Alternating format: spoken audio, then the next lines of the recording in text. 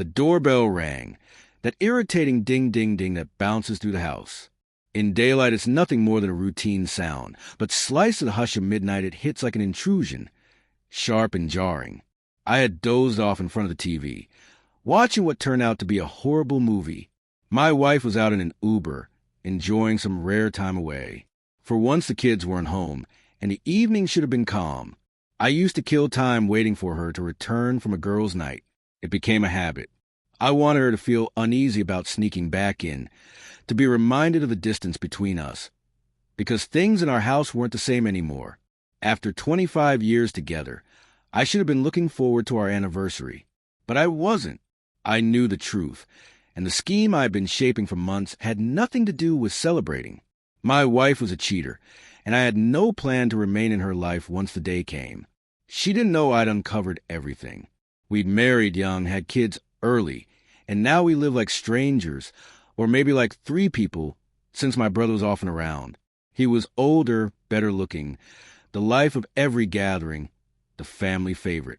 For years I lived in his shadow, quietly nursing resentment. 9 months earlier I discovered how deep the betrayal went. She left her phone unlocked one evening as she went to get ready for a bachelorette party. I picked it up under the pretense of helping, and a WhatsApp notification lit the screen from my brother. "Are you ready?" I opened the chat. There it was, plain as day. "Are you ready for us to have sex tonight? See you at the usual place, room 245. Booked it. Just come at 7:30. I wish I could stay the night, but I guess you'll have to go back to your little brother's place." I scrolled through their messages, a digital ledger of their affair, sickening in its detail. They'd been at it for months. What cut deepest wasn't only the physical betrayal. It was their mockery of me, the jokes about how my brother could give her what I couldn't.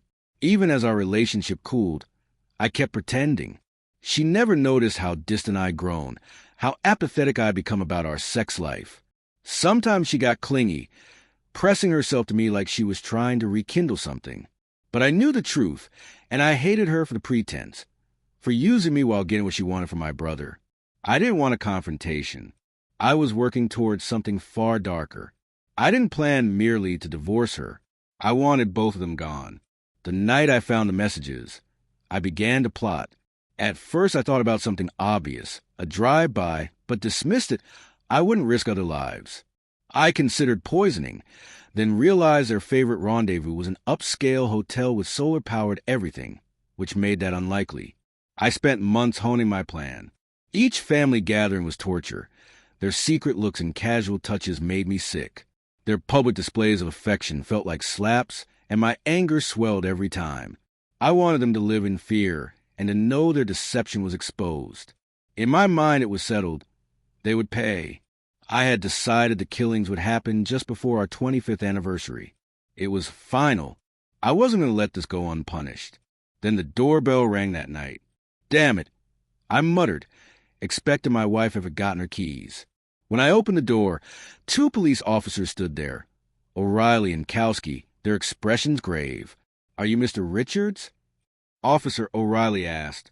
I nodded, and a cold dread tightened my chest. "I'm sorry to inform you, Mr. Richards, that your wife was involved in a fatal car accident tonight," he said. "Your brother Jacob was driving. He was also killed." The words barely registered before I broke into uncontrollable laughter, something manic and raw. It was too much, too perfectly timed. Not only had I been spared carrying out anything myself, but fate had handed me the added benefit of a substantial insurance payout. We had a policy that would clear the mortgage if the first spouse died, and another that paid $500,000. My future, suddenly, felt secure.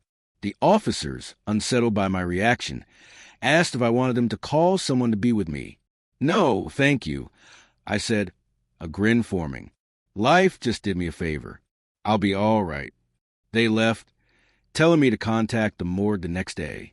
I smiled inwardly, holding back the urge to shout with relief. My torment was over, without me lifting a finger. I had no need to confront them. Karma had taken care of it. The next morning, I went to identify the bodies. My sister-in-law stood pale and horrified while an orderly muttered, "Damn, what a mess." The car had been crushed beneath an 18-wheeler. They didn't stand a chance.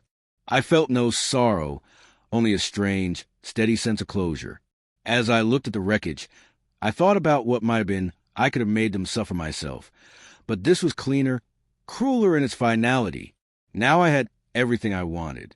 Revenge wasn't necessary. Life had delivered it on a silver platter.